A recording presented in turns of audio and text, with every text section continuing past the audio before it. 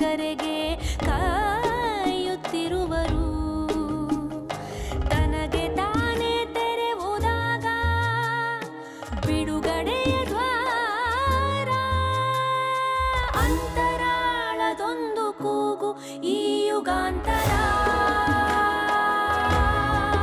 ಯುಗಾಂತರ.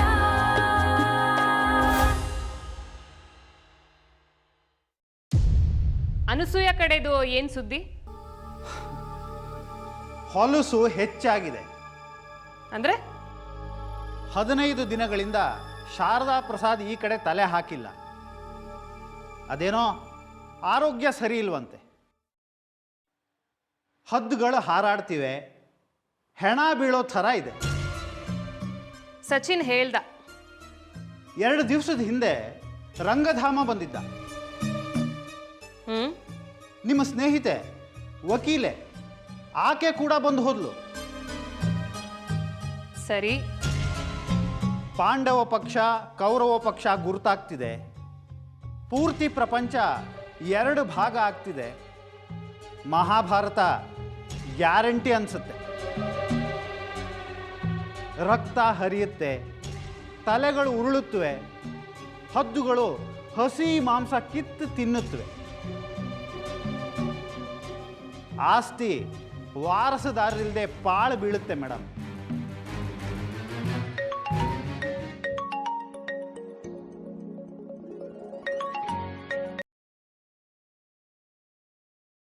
ಹೇಳೆ. ಬ್ಯುಸಿನಾ? ವಿಷಯಕ್ಕೆ ಬರ್ತೀಯಾ? ರಶ್ಮಿ ಫ್ರಾಡು. ಬಹಳ ಸಾಲ ಮಾಡಿದಾಳೆ. ಸರ್ಕಾರದ್ದು ಹಣ ಕಟ್ಟಿಲ್ಲ. GST ನೋಟಿಸ್ ಬಂತು ಅಂದಿದ್ನಲ್ಲ, ಆಡಿಟರ್ ಹತ್ರ ಹೋಗಿದ್ದೆ. ಅವ್ರಂತಾರೆ GST ಕಟ್ಟಿಲ್ವಂತೆ. ಈ ತರಹದ್ದು ಇನ್ನೂ ಅದೆಷ್ಟೋ ಡ್ಯೂ ಇದೆಯಂತೆ. LRG ಹತ್ರ ಮಾತಾಡಿದೆ. ಅಪ್ಪ ಮಗನ್ನು ಕರ್ಕೊಂಡು ಹೋಗ್ತಿದ್ದೀನಿ. I do not know where do I stand. Aseema chit funds ಅಲ್ಲಿ ವ್ಯವಹಾರ ಇದೆಯಾ? ಹೌದು, ಅಲ್ಲಿ ಚೀಟಿ ವ್ಯವಹಾರ ಇದೆ. ಅಲ್ಲಿಂದ ಸಾಲ ಆಗಿದೆ. ಯಾಕೆ? ಕೇಳಿದೆ ಅಷ್ಟೇ. ಅಲ್ಲಿಗೇನಾದರೂ ಚೆಕ್ಸ್ ಇಶ್ಯೂ ಮಾಡಿದ್ದೀರಾ? ನೋಡು, ಅದೇನಾಯ್ತು ವಿಚಾರಿಸು. ನಿನ್ನ ಆರೋಗ್ಯ ಹೇಗಿದೆ? I am in a mess. ನಿನ್ನ ಮಾತು ಕೇಳಿ ನಾನು ಎಲ್ಲ ಟೇಕ್ ಓವರ್ ಮಾಡಿಕೊಂಡೆ. ಈಗ ಅಷ್ಟು ನನ್ನ ಕುತ್ತಿಗೆಗೆ ಸುತ್ಕೊಂಡಿದೆ. ಬೆಳಗ್ಗಿಂದ ಸಂಜೆವರೆಗೂ ಬರ್ತಾನೆ ಇರ್ತಾರೆ. ಬಹಳ ಜನದ್ದು ಪೇಮೆಂಟ್ಸ್ ಡ್ಯೂ ಇದೆ. ನೋಟಿಸಸ್ ಬರುತ್ತೆ, ಆಡಿಟರ್ನ ನೋಡಬೇಕು, ವಾರಕ್ಕೆ 2 ದಿನ ವೈದ್ಯರನ್ನ ನೋಡಬೇಕು. ನಿನಗೆ ನೆಮ್ಮದಿ ದರ್ಬಾರಲ್ಲಿದೆಯಾ? ನಿನ್ನ ಸ್ನೇಹಿತೆ ದೀಪಾ ಅಗರ್ವಾಲ್ನ ಕೇಳಿ ನೋಡು. ಅವರ ಇಲಾಖೆಯಲ್ಲಿ TDS ವಿಂಗಲ್ಲಿ ಯಾರಾದರೂ ಪರಿಚಯ ಇದ್ದಾರಾ ಅಂತ. ಅದು ಡ್ಯೂಸ್ ಇದೆಯೇ? ಅವ್ರು ಬಂದು ಕೂತ್ರೆ ಇನ್ನೂ ಸಮಸ್ಯೆ ಆಗತ್ತೆ. ಇಡ್ಲಾ?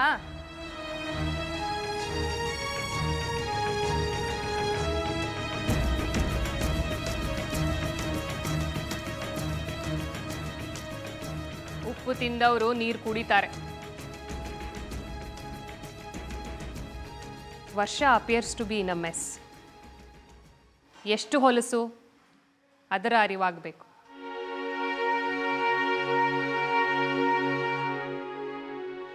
ಸ್ವಲ್ಪ ಸಂಯಮದ ಅವಶ್ಯಕತೆ ಇತ್ತೇನೋ.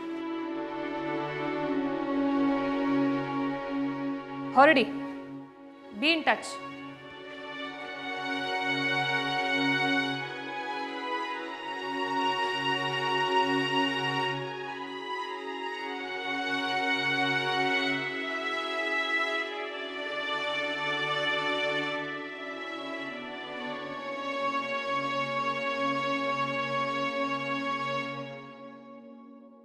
ಮಗುನ ಉಳಿಸ್ಕೋತೀನಿ. As you wish. ವ್ಯವಹಾರ ನಂಗೆ ಅರ್ಥ ಆಗಲ್ಲ. ಅಪ್ಪನ ಕಾಲ ನಂತರ ನನಗೇನು ಬರುತ್ತೆ ಅದನ್ನು ಹೇಗೆ ತೊಡಗಿಸಬೇಕು. I depend on you. ವೃತ್ತಿ, ಫೀಸ್ ತಗೋ, ಸಮಸ್ಯೆ ಇಲ್ಲ. ಸರಿ. ನಿನ್ನದೇ ಒಂದು ಆಫೀಸ್ ಮಾಡ್ಕೋ. ನೀನು ಬೆಳೆದ್ರೆ ನನಗೆ ಹೆಮ್ಮೆ ಇರುತ್ತೆ. ಭಯ ಬೇಡ. ನನ್ನ ಬದುಕನ್ನು ನಾನು ಸ್ವತಂತ್ರವಾಗಿ ಬದುಕ್ತೀನಿ. ಮತ್ತೆ ಮತ್ತೆ ಬಂದು ಕಾಡಲ್ಲ. Be available whenever I need you for help. ಸರಿ. ನಿನಗೆ ಕೆಲಸ ಇದ್ರೆ ಹೊರಡು. ಅವಶ್ಯಕತೆ ಇದ್ದಾಗ ಫೋನ್ ಮಾಡ್ತೀನಿ. ಪುರ್ಸೊತ್ತಿದ್ರೆ ಭೇಟಿ ಆಗೋಣ. ಬ್ಯುಸಿ ಇದ್ರೆ ಕನ್ವೀನಿಯಂಟ್ ಟೈಮ್, ಸೌಕರ್ಯದ ಸಮಯ ನಿರ್ಧರಿಸಿ ಭೇಟಿಯಾದ್ರೆ ಆಯಿತು. ಕುತೂಹಲದ ಪ್ರಶ್ನೆ ಕೇಳ್ಬೋದಾ? ಕೇಳು. ನಾನು ಮದುವೆ ಆಗ್ಬೋದಾ? ನೀನು ಮದುವೆನೇ ಆಗಿಲ್ಲ, ಮತ್ತೆ ಮದುವೆಯ ಪ್ರಶ್ನೆ ಎಲ್ಲಿಂದ ಬಂತು? ಮನಸ್ಸಲ್ಲಿ ಸಣ್ಣ ಗಿಲ್ಟಿದೆ ಅಲ್ವಾ?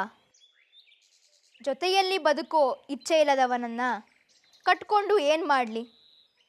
ಸ್ವಾತಂತ್ರ್ಯ ಕೊಟ್ಟಿದ್ದೀನಿ, ಹೋಗು. ಆದರೆ ಬಿ ಅವೈಲಬಲ್ ಸಹಾಯಕ್ಕೆ. ಸರಿ. ನನ್ನದೊಂದು ಪ್ರಶ್ನೆ ಕೇಳಬಹುದಾ? ಹಾ. ತರ್ಕ ಬೇಡ, ಭಂಡತನ ಬೇಡ, ಸತ್ಯ ಬೇಕು. ಹಾ. ನನ್ನ ಬಗ್ಗೆ ನಿನ್ನ ಅಭಿಪ್ರಾಯ ಏನು? ಕಾಲೇಜಲ್ಲಿ ನಾನು ನಿನಗೆ ಜೂನಿಯರ್. ನೀನು ಮುಗ್ಧವಾಗಿದ್ದೆ, ಸುಂದರವಾಗಿದ್ದೆ. You were my obsession. ನೀನು ಪ್ರೊಫೆಸರ್ ಜೊತೆ ಕಣ್ಮರೆ ಆದಾಗ ವಿರಹವೇದನೆ ಕಾಡಿತ್ತು. ಆ ಮುದುಕನ ಬಗ್ಗೆ ಈರ್ಷೆ ಇತ್ತು. ಪ್ರಪಂಚನ ನಿನ್ನಷ್ಟು ನೋಡಿಲ್ದೇ ಇರೋಳು. ಅದ್ಯಾಕೆ ಹಾಗೆ? Women is A women. ಎಲ್ಲ ಹೆಣ್ಣುಗಳು ಒಂದೇ ಅಲ್ವಾ? ವೈದ್ಯರ ದೃಷ್ಟಿಕೋನದಲ್ಲಿ ಎಲ್ಲ ಹೆಣ್ಣುಗಳು ಒಂದೇ, ಎಲ್ಲ ಗಂಡುಗಳು ಒಂದೇ. Physiologically all are same. ಮದುವೆ ವಿಷಯ ಬಂದಾಗ ಭಾವದ ಪ್ರಶ್ನೆ ಬರುತ್ತೆ.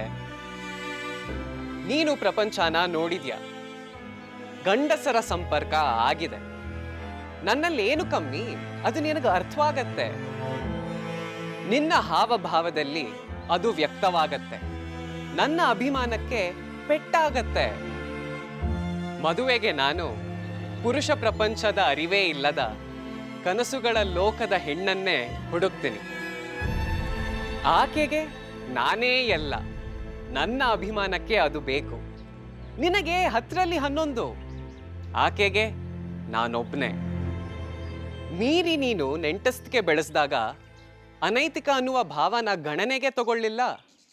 ಮುಂದೆ ಹಾಗೆ ಆದರೆ I would be in a mess. ನೀನು ಜಾರಬಹುದು, ನಾನು ಜಾರಬಾರದು. ಅದಾ? ಗಂಡಸು ಹೊರಗೆ ಮೆತ್ಕೋತಾನೆ, ಭಾವ ಭಂಗಿ. ಹೆಂಗಸು ಒಳಗಿಂದ ಬದಲಾಗ್ತಾಳೆ. ಹೊರಗೆ ಮೆತ್ತಿಕೊಂಡದ್ದು ಒದರಿಕೊಂಡು ಹೋಗ್ಬೋದು, ಒಳಗಿಂದ ಬದಲಾದದ್ದು ವ್ಯಕ್ತಿತ್ವನ ಬದಲಾಯಿಸಿರತ್ತೆ. ನಿನ್ನೊಟ್ಟಿಗೆ ಸಂಸಾರ ಕಷ್ಟ. ನಿನ್ನ ಮದುವೆ ಆಗೋ ನಿರ್ಧಾರಕ್ಕೆ ನಾನು ಬರ್ಲಾರೆ. I am sorry. ಹೊರಡ್ಲಾ? ಹೊರಡು. ವ್ಯವಹಾರಕ್ಕೆ ಅವಶ್ಯಕತೆ ಅನ್ನಿಸ್ದಾಗ ಸಂಪರ್ಕಿಸ್ತೀನಿ. ಇನ್ನೊಂದು, ಮಗನ ಶಾಲೆಗೆ ಸೇರಿಸ್ಬೇಕಾದ್ರೆ ಅಪ್ಪನ ಹೆಸರು ಕೇಳ್ತಾರೆ. ನಿನ್ನ ಹೆಸರು ಹಾಕ್ತೀನಿ. ಅದಕ್ಕೆ ಸಮ್ಮತ ಇರಲಿ. ನನಗೆ ನೀನು ಗಂಡ ಅಲ್ಲ, ಆದರೆ ಅವನಿಗೆ ಅಪ್ಪ ಯಾರು ಅಂತ ಗೊತ್ತಿಲ್ಲ ಅಂತ ಅಲ್ಲ. ಅಪ್ಪ ಇಲ್ಲದೆ ಅವನೀ ಪ್ರಪಂಚಕ್ಕೆ ಬರಲಿಲ್ಲ.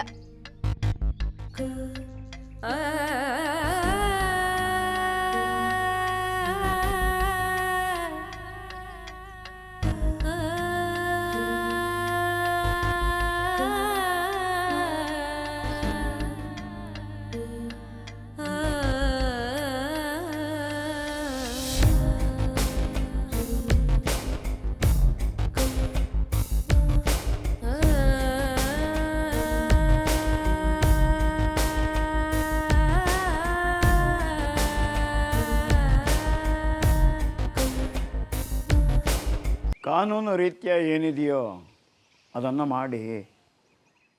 ನನಗೆ ಅವಸರವೂ ಇಲ್ಲ, ಅತಿಯಾದ ಲಾಭಾಪೇಕ್ಷೆಯ ಮನಸ್ಸೂ ಇಲ್ಲ. ಕಡತ ಪರಿಶೀಲಿಸಿದ್ದೀನಿ. ಹುಡುಗಿಯ ಮಾವನ ಒಂದು ಹೇಳಿಕೆ ಬಿಟ್ಟರೆ ಬೇರೆ ಏನೂ ಇಲ್ಲ.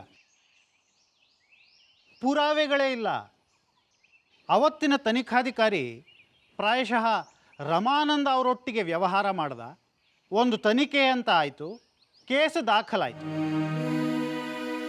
3 ತಿಂಗಳಿಗೆ ಒಂದು ಸರ್ತಿ ಹಿಯರಿಂಗಿಗೆ ಬರುತ್ತೆ.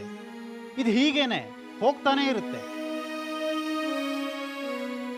ನೀವು ತಾನೇ ಎಷ್ಟು ದಿನ ಅಂತ ಅಲಿತೀರಿ? ಈ ವ್ಯವಸ್ಥೆಗೆ ನನ್ನ ಹತ್ರ ಉತ್ತರ ಇಲ್ಲ. 70% ಪೆನ್ಷನ್ ಬರ್ತಾ ಇದೆ, ಬದುಕಿಗೆ ಅದು ಸಾಕು. ಮೀರಿ ಈ ಕೇಸು ಮುಗಿದ್ರೆ ಅದೇನೋ ಸಾಧನೆ ಆಗತ್ತೆ, ಆ ಭ್ರಮೆನೂ ನನಗಿಲ್ಲ.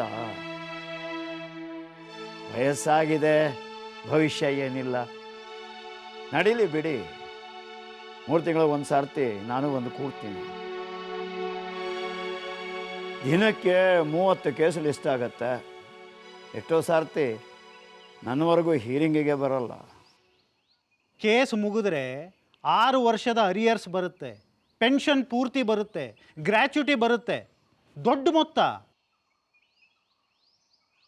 ಯಾಕೆ ಬೇಡ? ಬೇಡ ಅಂತ ನಾನು ಅನ್ನಲಿಲ್ಲ. ಉತ್ತರ ನನ್ನ ಹತ್ರ ಇಲ್ಲ. ಹುಡುಗಿ ಮಾವನ್ನ ಕರೆಸಿದ್ದೆ, ಕುಡುಕ ಹೆದರ್ಸ್ದೆ, ಬಾಯಿ ಬಿಟ್ಟ. ನಿಮಗೆ ಫೋನ್ ಬಂತು, ಸತ್ಯ. ನೀವು ರಿಸೀವ್ ಮಾಡಲಿಲ್ಲ, ಅದೂ ಸತ್ಯ. ಪೋಸ್ಟ್ ಮಾರ್ಟಮ್ ರಿಪೋರ್ಟು ನೋಡಿದ್ದೀನಿ. ಹುಡುಗಿ ಸತ್ತ ಸಮಯದ ಅಂದಾಜು ದಾಖಲಾಗಿದೆ. ಆಕೆ ಸತ್ತ ನಂತರ ನಿಮಗೂ ಫೋನ್ ಬಂದಿದೆ.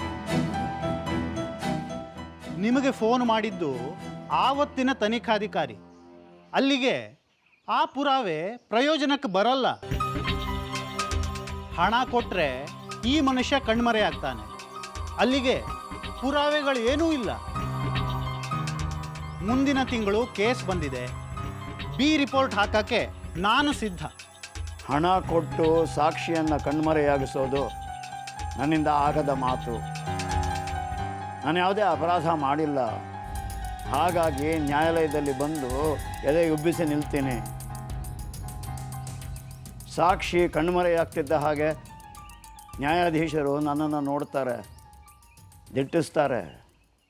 ಅನುಭವಸ್ಥರು, ಅವ್ರಿಗೆ ಅರ್ಥ ಆಗತ್ತಲ್ವಾ ನಾನು ಹಣ ಖರ್ಚು ಮಾಡಿ ಸಾಕ್ಷಿನ ಓಡಿಸಿದ್ದೀನಿ ಅಂತ. ಅದು ಅಪರಾಧ ಆಯ್ತಲ್ವಾ. ನನ್ನ ಪರ ಅವರು ಆದೇಶ ಹೊರಡಿಸಬಹುದು, ಆದರೆ ಅವರ ಮನಸ್ಸಿಗೆ ಅನಿಸಿರುತ್ತಲ್ವ ನಾನು ಮ್ಯಾನಿಪುಲೇಟ್ ಮಾಡಿದೆ ಅಂತ. ತಪ್ಪಾಗತ್ತೆ. 6 ತಿಂಗಳು ಜೈಲಲ್ಲಿದ್ದೆ. ಅಲ್ಲಿ ವಿಚಾರಣಾಧೀನ ಕೈದಿಗಳಿದ್ದಾರೆ. 10-15 ವರ್ಷಗಳಿಂದ ಕೊಳಿತಾ ಇದ್ದಾರೆ. ಪ್ರಾಯಶಃ ಅವರು ಮಾಡಿರಬಹುದಾದ ಅಪರಾಧದ ಯೋಗ್ಯ ಶಿಕ್ಷೆಗಿಂತ ಹೆಚ್ಚು ವರ್ಷ ವಿಚಾರಣಾಧೀನ ಕೈದಿ ಅಂತಲೇ ಕಳೆದಿರಬಹುದಲ್ವಾ. ಈ ವ್ಯವಸ್ಥೆಗೆ ಮತ್ತು ಪರಿಸ್ಥಿತಿಗೆ ಕಾರಣಕರ್ತರಾದವರಿಗೆ ಅಪರಾಧಿ ಪ್ರಜ್ಞೆ ಕಾಡಬೇಕು. The society is not worth living anymore. ನನ್ನ ಸಮಯ ಆಯಿತು ಬಿಡಿ. ಆಯಿತು, ಹಣ ಖರ್ಚು ಮಾಡೋದು ಬೇಡ. ಸಾಕ್ಷಿನ ಓಡ್ಸೋಕ್ಕೆ ಪ್ರಯತ್ನಿಸ್ತೀನಿ. ಅದಾಗದಿದ್ದರೆ ಅವನನ್ನು ಮತ್ತೆ ಇಂಟ್ರಾಗೇಟ್ ಮಾಡಿ ಸತ್ಯ ಬಾಯ್ಬಿಡಿಸ್ತೀನಿ. ಅಷ್ಟಕ್ಕೆಲ್ಲಿ ಮುಗಿಯತ್ತೆ? ಹಳೆಯ ತನಿಖಾಧಿಕಾರಿ ಇವನ ಹೇಳಿಕೆಯನ್ನು ಒಪ್ಪಬೇಕಲ್ಲ. ಹುಡುಗಿ ಸತ್ತ ನಂತರ ನನಗೆ ಫೋನ್ ಮಾಡಿದ್ದು ಅವನೇ ಅಂತೀರಾ? ಇವನ ಹೇಳಿಕೆಯಲ್ಲಿ ಬರೆಸ್ಕೋತೀನಿ ಇವನೇ ಮಾಡಿದ್ದು ಅಂತ. ಅವನಿಗೆ ಸಮಸ್ಯೆ ಆಗಲ್ವಾ? ಅದು ಬೇರೆನೇ ಕೇಸು, ಅದು ಆಮೇಲೆ ನೋಡೋಣ. ಅಪರಾಧಿಗಳಿಗೆ ಶಿಕ್ಷೆ ಆಗ್ತಿಲ್ಲ, ಸುಳ್ಳು ಸಾಕ್ಷ್ಯಕ್ಕೆ ಎಲ್ಲಾಗುತ್ತೆ? ಮಾಡಿ ಬಿ ರಿಪೋರ್ಟ್ ಕೊಡ್ಲಾ? ಸರ್ಕಾರದ ವಕೀಲ ಇದಕ್ಕೆ ಒಪ್ತಾನ? ನಾನೇ ಇಲಾಖೆಯ ತನಿಖಾಧಿಕಾರಿ, ಅವರಿಗೆ ಚಾಯ್ಸ್ ಇರಲ್ಲ. ನ್ಯಾಯಾಧೀಶರು ಬಿ ರಿಪೋರ್ಟ್ ಒಪ್ಪಬೇಕು ಅಂತ ಹೇಳಿ ಕಾನೂನಿದೆಯಾ? ಇಲಾಖೆಯಲ್ಲಿ ನಿಮ್ಮ ರೆಪ್ಯುಟೇಷನ್ ಏನಿದೆ? ಅಷ್ಟೇನು ಸ್ವಚ್ಛ ಇಲ್ಲ ಅಂತ ನನಗೆ ಗೊತ್ತಿದೆ. ನ್ಯಾಯಾಧೀಶರಿಗೂ ಅದು ಗೊತ್ತಿರುತ್ತೆ, ಸರ್ಕಾರಿ ವಕೀಲರಿಗೂ ಅದು ಗೊತ್ತಿರುತ್ತೆ. ಅವರು ಅಂದ್ಕೋತಾರೆ ನಾನು ನಿಮಗೆ ಲಂಚ ಕೊಟ್ಟು ನಿಮ್ಮಿಂದ ಇದನ್ನು ಮಾಡಿಸಿದ್ದೀನಿ ಅಂತ. ನ್ಯಾಯಾಧೀಶರು ಬಿ ರಿಪೋರ್ಟ್ನ ಒಪ್ಪದೆ ಮರು ತನಿಖೆಗೆ ಆದೇಶ ಹೊರಡಿಸಿದ್ರೆ ಅವರು ಪ್ರಾಮಾಣಿಕರು, ಹಾಗಾಗಿ ಅವರು ನಿಮ್ಮನ್ನು ನಂಬಲ್ಲ. ಬೇರೆ ಇನ್ಯಾರೋ ತನಿಖಾಧಿಕಾರಿನ ನೇಮಿಸ್ತಾರೆ. ನನಗೆ ಮತ್ತೆ ನರಕ ಅಲ್ವಾ? ಅಸ್ವಚ್ಛ ಬದುಕಿನವರು ನೀವು. ನಿಮಗೆ ನ್ಯಾಯ ಮಾಡೋ ಯೋಗ್ಯತೆ ಇಲ್ಲ. ನ್ಯಾಯ ಮಾಡೋದಕ್ಕೆ ನಿಲ್ಲಬೇಕಾದ್ರೆ ನ್ಯಾಯವಾಗಿ ಸ್ವಚ್ಛವಾಗಿ ಬದುಕಿರಬೇಕು. ಸಹಾಯಕ್ಕೆ ನಿಲ್ಲಬೇಕಾದ್ರೆ ಸ್ವಂತಕ್ಕೆ ದುಡಿದಿರಬೇಕು.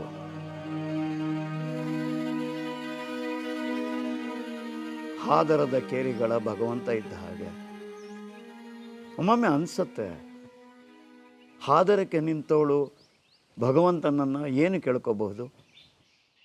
ಹೆಚ್ಚೆಚ್ಚು ವಿಟರನ್ನು ಕಳಿಸು, ಆದಾಯವಾಗತ್ತೆ. ಆದಷ್ಟು ನಿರ್ವೀರ್ಯರನ್ನೇ ಕಳಿಸು, ಆಯಾಸ ಕಮ್ಮಿ ಇರುತ್ತೆ.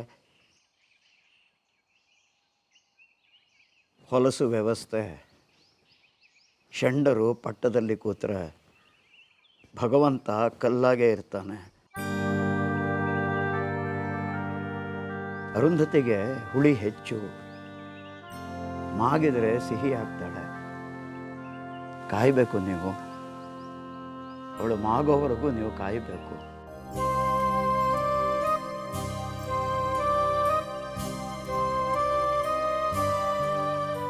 ನಮಸ್ಕಾರ.